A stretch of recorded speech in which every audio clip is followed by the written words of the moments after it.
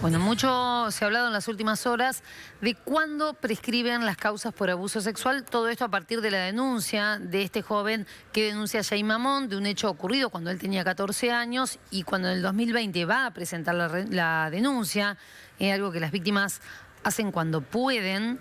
Se encuentra con que había prescripto la causa y no se va a investigar. Directamente se cerró, ni siquiera se abrió. Por eso es que queremos entender cómo funciona la ley y entendemos también que este caso tiene que ver con una legislación vieja, pero la idea es que todos podamos entender qué dice la ley en estos casos, claro, ¿no? Y cómo son esos tiempos judiciales. Estamos en comunicación con Fernando Sicilia, él es abogado penalista y nos puede ayudar a entender cómo son estos tiempos. ¿Qué tal? ¿Cómo va, Fernando? ¿Qué tal? Muy buenos días. ¿Cómo están? Buen Muchas día. gracias por la Día. invitación. Estamos viendo y estamos todos haciendo cálculos, ¿no? ¿Cuántos años fueron? ¿Cómo se presentó? ¿En qué momento prescribió? ¿Cómo funciona para la justicia estos tiempos? Bueno, lo primero que hay que entender es el tema de lo que se llama ultraactividad de la ley penal. Es decir, nunca, salvo que sea más beneficiosa para el imputado, puede aplicarse retroactivamente una ley. Si los hechos ocurrieron previo al 2015, que es cuando se dicta la 27206, que es la famosa llamada Ley Piazza, que empieza a contar la mayoría de edad para efectuar la denuncia, todo lo anterior ya podría estar prescripto. ¿Por qué? Porque lo que se buscó con la Ley Piazza era que no dependieras de un adulto para impulsar una acción penal. Pero ¿qué pasa? No se puede aplicar hacia atrás una ley. ¿Por qué? Porque la ley tiene que ser, por ser violatorio del principio de legalidad del artículo 18 de la Constitución. La ley tiene que ser previa para que vos te puedas motivar en la norma. Todo no puede ser ultraactivo. Muchas veces en cierto tipo de delitos no es simpático esto. Pero si no nos atenemos a las leyes, si no tenemos reglas, Sí. puede llegar a pasar que el día de mañana que vos criticaste a tal en el 2023, sale una ley en el 2024 y se te aplique retroactivamente. Bueno, eso no se puede. Por eso se toma la prescripción. Si los hechos fueron anteriores al 2015, se toma la ley anterior. Entonces comienza a correr la prescripción a partir del momento de los hechos. No importa si tenías la mayoría de edad o no, que es distinto a partir de la aplicación de la Ley Piazza. Esto es cualquier causa que se inicia después del 2015, supongamos que, no sé, en el 2025, que han pasado más años, no hay una persona adulta denuncia haber sido víctima de abuso en su niñez, puede iniciar la causa y se puede seguir adelante. Lo anterior, Exacto, como en el caso de este joven, no. Claro, el tema es cuando vos cumplís la mayoría de edad. Ahora, el tema de la ley, otra vez, esto salió casualmente, nosotros hace un mes y medio lo veníamos discutiendo con dos colegas. El anteúltimo párrafo del artículo 67, lo que nos plantea, cuando habla de este tipo de delitos, el cuarto párrafo, nos plantea que dice, cuando cumpla la mayoría de edad, hasta que habiendo cumplido la mayoría de edad, y formule por sí la denuncia o ratifique la formulada por sus representantes en forma anterior. Es decir, ahí podés encontrarle un truco, porque vos decís, la víctima sea mayor de edad, es un conector, y la víctima sea mayor de edad, y formule la denuncia, formule por sí la denuncia. Es decir, ahí te está dando una ventana que decís, bueno, está bien, la mayoría de edad es a los 18, pero si yo formulo la denuncia a los 20, debería empezar a correr el plazo de prescripción a partir de los 20, no a partir de los 18. Pero se toma jurisprudencialmente, el razonamiento que hicieron los jueces es que a partir de los 18 años, ahí empieza a correr la prescripción. Claro. Bien. Lo que es anterior a esa ley, lamentablemente, no, hoy lo que se hacen son los juicios por la verdad, que dicen, la causa está prescripta, pero vamos sin poder imponerle una pena a una persona para que el damnificado, la víctima, tenga una respuesta jurisdiccional sobre... Una reparación para... No. O sea, que se sepa qué pasó, pero aunque si es verdad, no, la persona no va a ir presa. Exactamente, no se le puede aplicar una pena.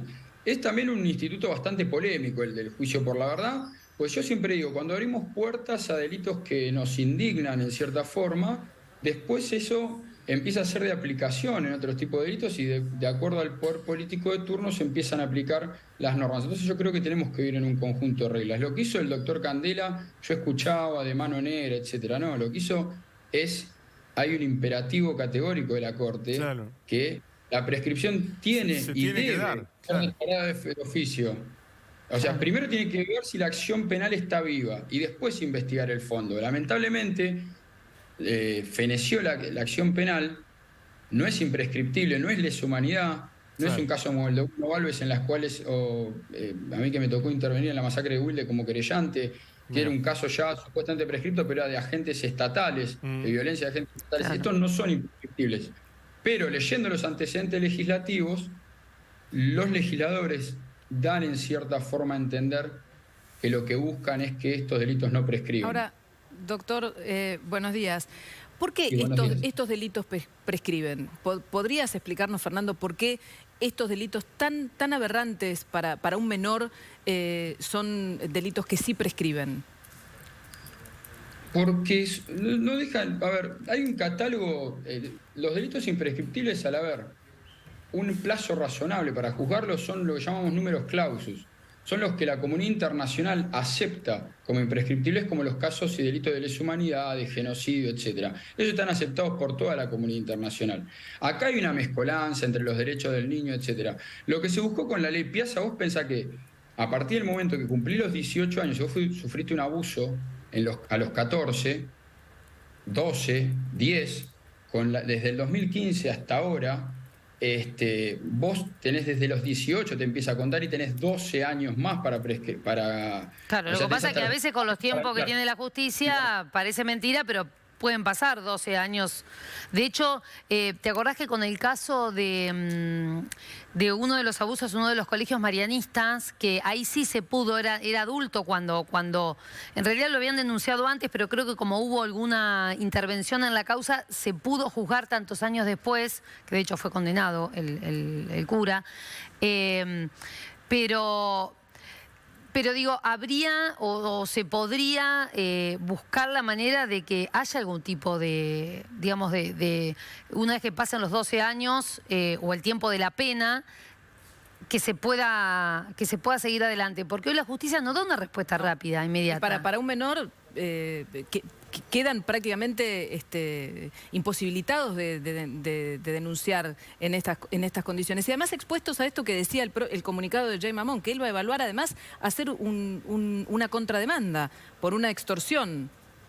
Sí, hay que ver si quizás eso sí, bueno, la verdad que el comunicado dejó bastante que desear cuando dice, bueno, el hecho pasó, pero a medias, la causa está prescripta, la verdad que... Sí, no, porque sí es claro, en realidad es claro, acepta los hechos. Acepta los hechos.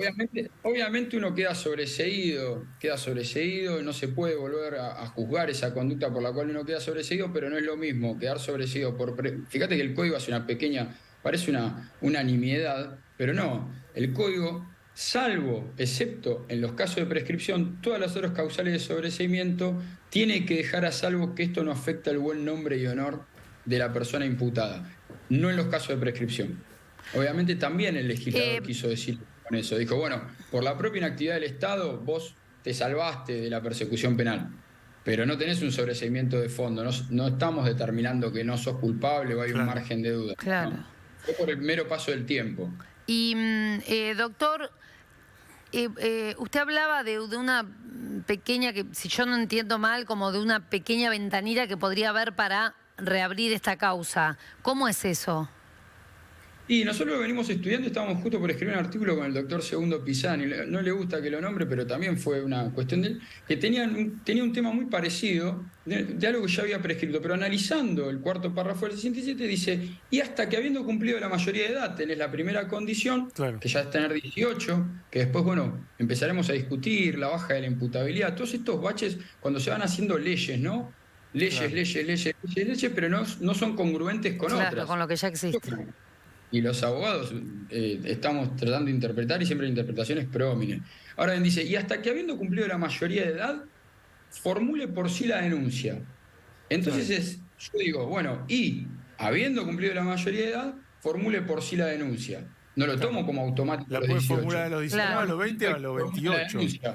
Claro. Digo, habría que estudiarlo. ¿Por qué? Porque justamente viendo esto, se podría... Justo hablando de la Convención de los Derechos del Niño, claro, y vuelvo a decir, siempre las normas son la intención del legislador y el Poder Judicial siempre tiene que tender a la intención del legislador. Y cuando vos ves en el Senado y en diputados los debates, porque también es parte del abogado y del juez leer los debates parlamentarios, lo que hay que interpretar es la ley penal, lo que surgió de ese debate parlamentario.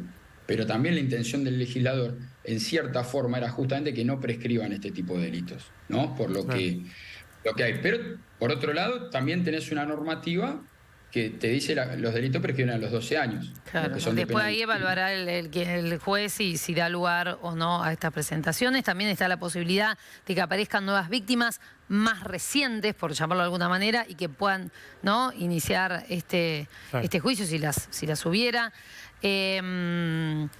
Pero bueno, y también quizás los legisladores podrían trabajar en esto de, no sé si va en contra de lo que vos explicabas, de lo que pasa a nivel internacional, de la normativa internacional, pero bueno, de incluir este tipo de delito que ahora, recién ahora se empieza a tomar la real dimensión, ¿no?, de lo que hablamos cuando hablamos de abuso sexual en niños, niñas y adolescentes.